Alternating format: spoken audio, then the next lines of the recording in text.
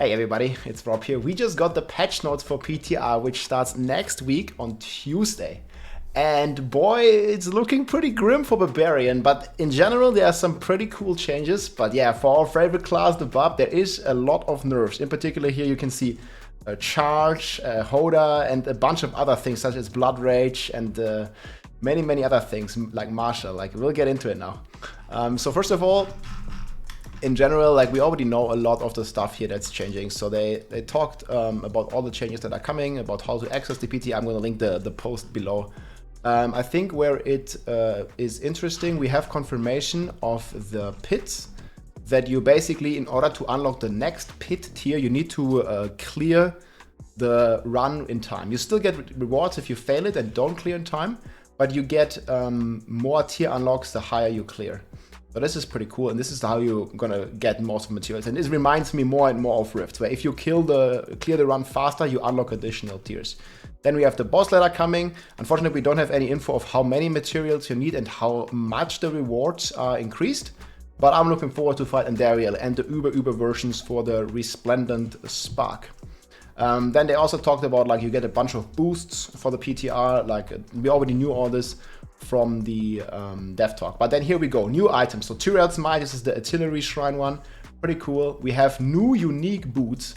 Casting a skill has a 30% chance to cast a non-mobility, non-ultimate skill that is currently on cooldown. So I would be thinking, like, you know, it can cast like Flame Shield and like these kind of like cool skills. On the Barb, I don't really think there's that much cool stuff. I mean, Egg can cast a charge for you, but they're nerfing charge by a lot, and they're nerfing Hoda even more. We'll get into it in a second. But yeah, this only occurs every 12 seconds, so it's kind of meh. We have something here. This is like similar to Metamorphosis. Like, if you have some less life, below 60%, your evade now freezes enemies and applies vulnerable to them. That's pretty cool. We also have something here, like more dazed stuff. And then here we have the Barb Changes. We might see the rise of a Call of the Ancients Barbarian. We basically have unique pants here, and they're nerfing Talbot's Will a lot, so this might be very viable here. They basically increase your Call of the Ancients. And also further below, there is a change that your pets benefit 100% from all your stats. So we might see a Barbarian that has actual, like, pet DPS. We'll test that on the PTR. Then they are buffing Double Swing a lot here. After casting Double Swings 4 times, next Double Swing will deal increased damage. They're doing some cool stuff with the Shouts here. The Shouts create now Dust Devils, same as Whirlwind. And they are like streamlining all these Dust Devils to behave the same and to actually deal some viable damage here. I hope. So it's gonna be cool. And there's some cool stuff here for Druid, Landslide, but like, I want to focus like a bit more on the Barb stuff. We have the Frozen Orb stuff on Sorc.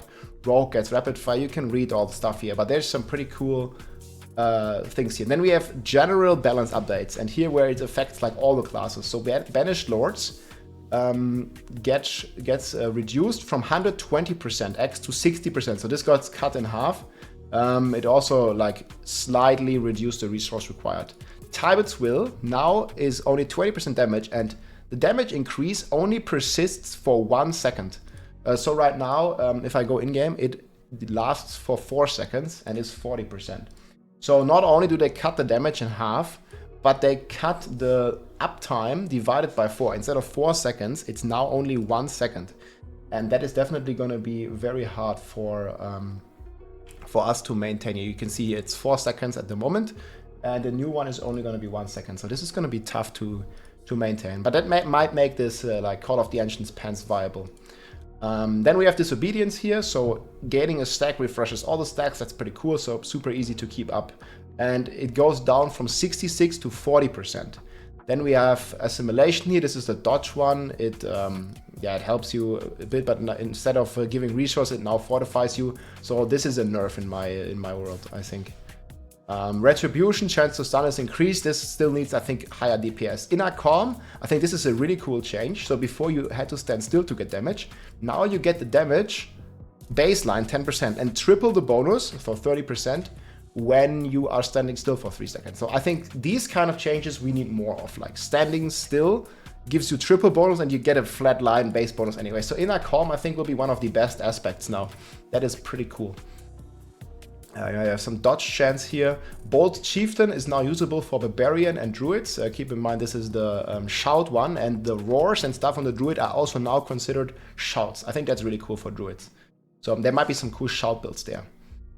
Some Thorns buffs here. Yeah, miscellaneous. They get the 100% attributes now, and there's these bunch of skill tag changes. For example, mastery skills on Sorc, like your Ball Lightning, is now also considered a core skill. That's pretty cool. So here we come to the nitty-gritty of it. So here we have Barbarian. And judging by this patch, most classes has been buffed tremendously. And on Barbs, we can see the Season 1 pattern again, where they nerf a lot. So let's get into it, and we'll just scratch the surface. I'll probably make a dedicated video later on when I had some time to think and to test. So right now, Barbarian has a 10% inherent damage reduction. So this is the first thing we lose, is a 10% DI. You can see it here. If you go in-game in your defensive, you have the class damage reduction. This is gone. 10% gone.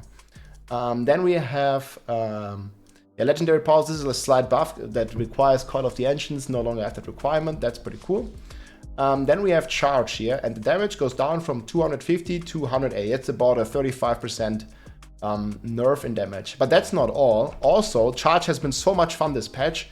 So they definitely wanted to bring this down. So the fun has been reduced a lot, because now you have higher cooldown again. So previously you would get 3 seconds per target up to 9 seconds. Now you're only getting 2 seconds cooldown per target up to 6 seconds. So it looks like in most situations you will not be able to perma-charge anymore. So they had to bring this down a bit, or quite a lot actually. And perma-charging is not a thing anymore. And there is more nerf to charge coming. This is not all of it. And yeah, for bosses, it's now 4 seconds. So you can definitely not charge a boss. Like, apparently, like now charge Barb versus boss is not viable anymore. I don't know. This change seems like a bit weird, because what are you going to do if you're playing charge Barb? How are you going to kill a single target? Like, you probably don't. Because there's already this bug where where when you charge, and you don't hit the boss with your charge all the time. So I don't even know what charge Barb is going to do now against single targets, because you'll just charge once and then you have to wait for 4 seconds before couple seconds before you can charge again. We'll see. And because they're also nerfing the martial glyph from 4 to 2 seconds, and this was what we used to reset our charge cooldown. So yeah, charging against boss is not good.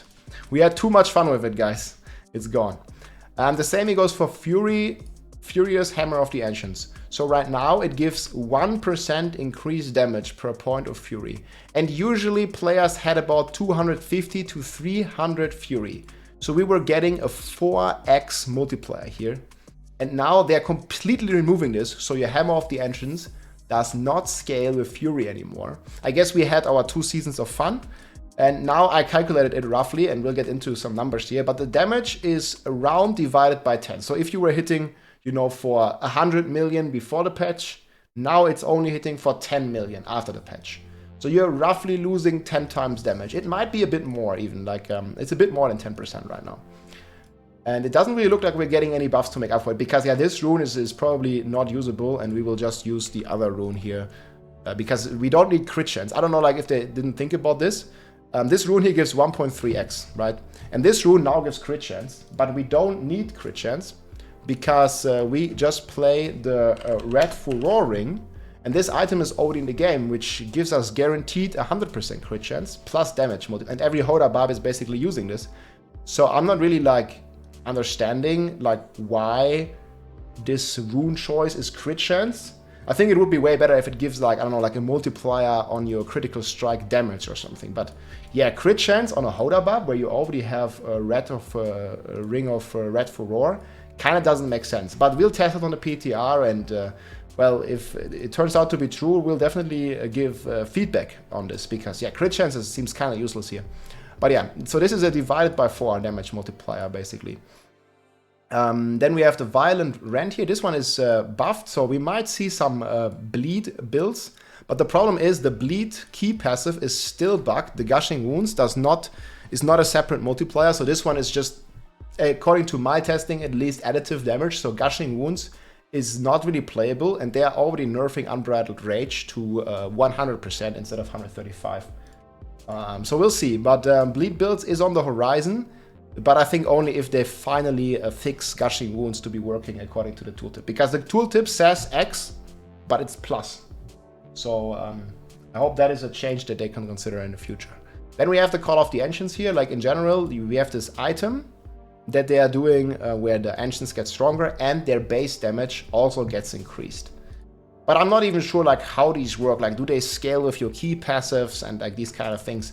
So we'll have to do a lot of testing on the PTR. But maybe there is kind of like a pet Barbarian. I'm personally, pets are okay, but I like to attack myself. But yeah, it's pretty cool for an alternative playstyle here to have Call of the Ancients. That's pretty cool. Kick is also going to get increased. The AoE gets increased. And yeah, when enemies is knocked into a wall, we increase the damage. Power Kick, damage per 10 Fury consumed. So this also goes up by 5%, which is pretty cool. Yeah, Unbridled Rage here goes down to 100%. So it doubles your Fury cost and it doubles your damage, basically. So doubling the Fury cost is a bad thing and doubling your damage is a good thing. But there are better passives now, such as Unconstrained, which is the passive we are already playing, right? So we're just going to keep playing that. Then we have the weapon expertise here. This is actually a good change. Pretty cool to see polearm is like very underused. I don't think it's going to be enough. But it's pretty cool. I think the main issue here with the expertise is that this thing, polearm. So you see, when you want to put it into your slot here, it only gives you the lucky hit chance. I think if the effects are switched, that the healthy damage is on top and the lucky hit chance is the secondary thing, it would be way better. Because, yeah, who needs lucky hit chance? Like, you much rather have multiplicative damage to healthy. So, I think if they switch the two, we would actually play, have at least an option to play polearm. But nobody really wants lucky hit multiplier. 200 mace is slightly buffed here, more fury gain, and you also get the critical strike damage for berserking, pretty cool. 200 add expertise, vulnerable damage is reduced, so this is like the thing that we have always been playing, and I think it's good that this is coming down a bit, but it's actually yet another nerf I don't even have in my sheet yet. So we also have the X, it goes from 1.15 down to 1.1. Oh yeah, actually that puts us X mastery. Let's say we don't change anything. That actually puts the total for Hoda divided by 10 and charge divided by 5. We'll go over this. It's just napkin math. Like I haven't added everything in here, but this is basically what it looks like for the two top builds on Barb. And then we have, this is a big one here, we have the Martian glyph. This is the new glyph that they put out, and they nerfed it by 50%. So instead of 4 seconds, it only gives you 2 seconds. It's probably like we're not going to use it anymore. And then I think here is the biggest nerf. Blood Rage Legendary Node. So right now, if I go in-game, this thing usually gives... This is like the ultimate key passive for Barbs. It's Blood Rage, and this thing goes down from like 75 to 80, so like 1.8, 1.75 multiplier. And it now goes down, divided by 2.5, and caps at 30%. So yeah, this one is coming down a lot. Like, you're gonna lose a lot of damage. I have it here at 40% damage loss, roughly, with Blood Rage. Crusher is also getting a nerf, 1.3 to 1.2. Dominate is also getting a nerf, 40% to 14%. Thieving is getting a small buff here. This is just like when you use a sword. Son of Ground is not going to change. Earth Striker is also going to get a nerf, 1.5 to 1.3. And then we actually have a couple of buffs here. Walking Arsenal is getting buffed. And then we have all this like new stuff here that we'll be testing on the PTR. They really don't want us to play Hoda or Charge anymore. They want us to play Double Swing. And the other thing that they are buffing is Leap. So this is like potential builds here. Call of the Ancients, Double Swing, Leap Quake, maybe even Whirlwind Dust Devil, but this is like a bit of copium. So I think it's super cool like that we get to see possible new builds. But I think some of these nerfs are definitely on the more heavy side, like dividing Hoda damage by 10. I mean, we will never play that skill again, right? Like, because like, why would you play Hoda now? It just doesn't make any sense, like, after like dividing it by 10. And we already had a nerf previous patch where they changed the rune, the 1.3, and I think they also changed, so we had the 1.3 rune change, and we also had the change 1.45, I think it was, from our key passive, if you guys remember, 1.24. So I think we already got this nerf, so 1.5, so the total Hoda nerf is divided by 16. Actually, there was also another overpower base nerf, right? I think it was another 1.25. So in comparison to what we had in AOZ, we are losing about 20 times damage. So you know, if like you were playing AOZ 25, this is about your damage loss on Hoda. Like you're divided by 20. So if you were hitting for, you know, I don't know, 100 million, you'll now be hitting for 5 million.